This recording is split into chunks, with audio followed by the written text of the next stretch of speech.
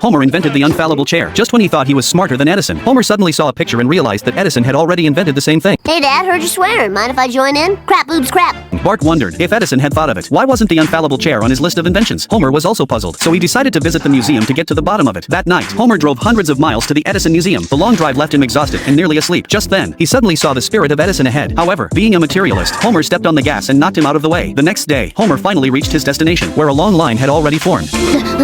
All right, the museum's still open. Why don't you like Edison that much?